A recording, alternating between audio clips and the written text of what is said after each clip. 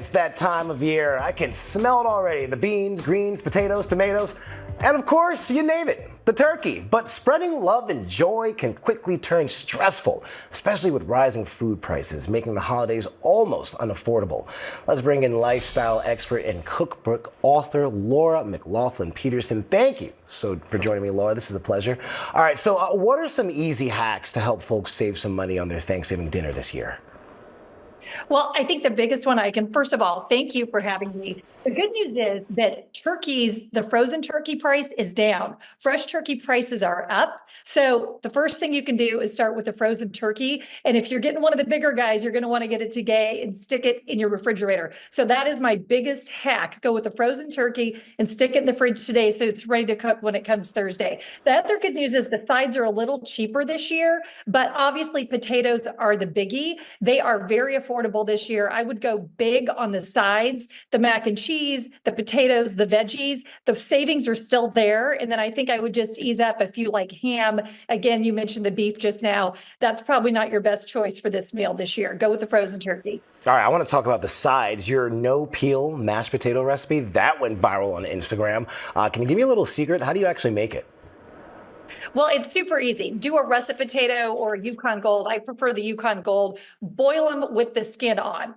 It can't be any simpler than this. You're going to boil them with the skin on until they're fork tender. You're going to set them aside, cut them in half, put them down on that sheet, squish them, and you're good to go. You're going to end up with a bunch of potatoes that are already diced up and ready. Just mash them up a little bit with butter and half. It is so easy peasy, and it is a home run. They are absolutely delicious. They are no fail. You don't get too much water. Sometimes when you peel a potato and you cut it up and you cook it, you end up changing the consistency and the texture of it. This way, the potato doesn't get all weird on you. Oh, I love this. I am going to copy that for Thanksgiving this year.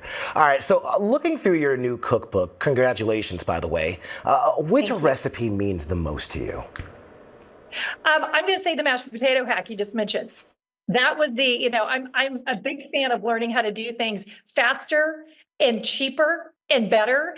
And that's really the one that moved the needle because it kind of says it all. We all want that home feeling, that home cooked goodness, but a lot of us don't know where to start. A lot of us didn't have a home ec. So it's like, how do we get there? How do we get that grandma feeling with less time and money? And we're all spread so thin now. We don't have the time to spend in the kitchen. So I'm really trying to get folks back to the kitchen, even if just for one meal a week. Maybe go through the drive-through one less time a week. Put your kids at a table and just try to make it more homey. But the mashed potato hack is my absolute favorite. The turkey hack, basting the turkey with the cheesecloth and the butter, home run. You're not basting anything. That's another good one. So if you are in charge of the bird this year, get a cheesecloth, 2 sticks of melted butter, soak it in that, drape the bird. It's a winner. And if all of that terrifies you, stick it all in a crock pot. You can go to lorified.com. I have the world's easiest recipe that feeds about 6 people for $35 in one crock pot. Even if you've never cooked before in your life, you're going to love it. I love this, making our table more delicious, yet cheaper. Laura, this is amazing. Now, listen, we're not all French-trained chefs here, all right? So I know I am not. Right. Yeah. Listen, I know I cannot tell you how many countless mistakes I've made in the kitchen. So what's one cooking mistake that you've actually learned from? Well, I think, honestly, it's at the grill. I've had to do a lot of learning at the grill because I didn't grow up doing a lot of barbecuing. So it's really easy to overcook a piece of meat.